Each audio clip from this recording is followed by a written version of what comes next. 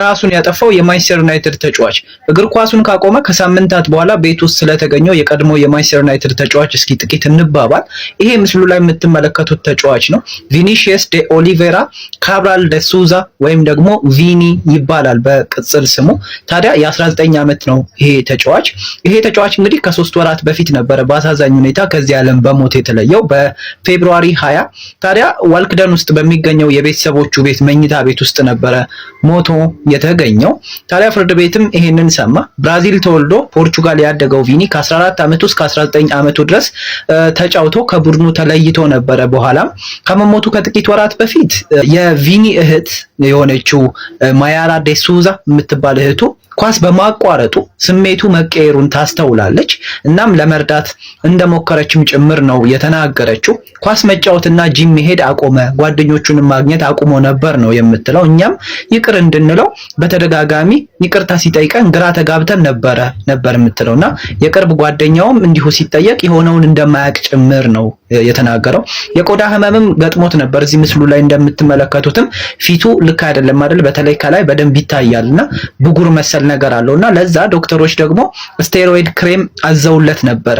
ይሄ ስቴሮይድ ክሬም የምንለው መድኃኒት ነው ለቆዳ እብጠት፣ እንደዚህ አይነት ችግሮች ሲከሰቱ የሚታዘዝ ህመም ነውና ያ የታዘዘው መድኃኒት አለቀ። በህመሙ የተነሳ ታዲያ ለራሱ የነበረው ሰልፍ ኢስቲም እንደቀነሰም ጭምር ነው እህቱ የምትናገረውና ለራሱ የነበረው ክብር አነሰ፣ የበለጠ ሰልፍ ኮንፊደንሱን አጣ ነው የምትለው። ግን ደግሞ በኦንላይን ይሄንን መድኃኒት ይገዛል ከህንድ ማለት ነው። ከዛ በኋላ እንዳይጠቀም እንደነገረችውም ጭምር ነበረ የተናገረችው።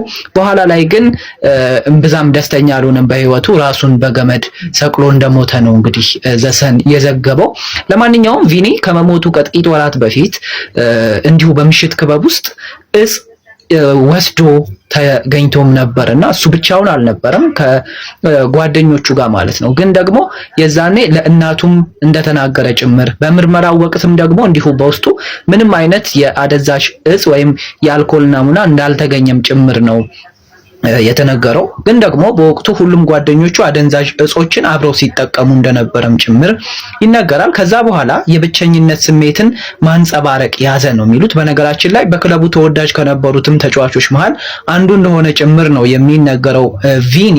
በኋላ ላይ ግን ራሱን በራሱ ማጥፋቱ ነው እንግዲህ የምርመራ ፖሊሶች የተናገሩት ወይም የመጨረሻ ውጤት ላይ የደረሱት። ይሄ ተጫዋች በሰው እጅ ወይም ደግሞ በአደንዛዥ እጽ እንደገደለው ሳይሆን ከዚህ ሁሉ የክብር መውረድ በኋላ ራሱን በራሱ እንዳጠፋም ጭምር ነው የደረሱበት ውጤት ማለት ነው። ለማንኛውም ግን እንግሊዝ ውስጥ ያሉ ትልልቅ ክለቦች ብዙ ጊዜ ምን ያደርጋሉ? እንዲህ ተጫዋቾች ከእግር ኳስ እንኳን ቢነጠሉ ሌላ መንገዳቸውን እንዲሞክሩ በትምህርት ላይ እንዲሁ ጠንከር ያለ እርምጃን እንዲወስዱ ወይም ጎበዝ ተማሪዎች እንዲሆኑ የአካዳሚ ልጆችን ሲያደርጉ ከዚህ በፊት በተለያዩ ፕሮግራሞች ላይ ሰምተን እናውቃለን። ግን ደግሞ ያው በመሃል እንዲህ አይነትም ችግር ይፈጠራል። ለማንኛውም እንግዲህ ከማንቸስተር ዩናይትድ ተሰናብቶ በሰልፍ ኢስቲም በማጣትና በተለያዩ ችግሮች የተነሳ ራሱን ያጠፋው ተጫዋች ቪኒ ይባላል ማለት ነውና ይሄ ምስሉ ላይ የምትመለከቱት ከታችም እንዲሁ ከላይም የምትመለከቱት ተጫዋች ነው ማለት ነው።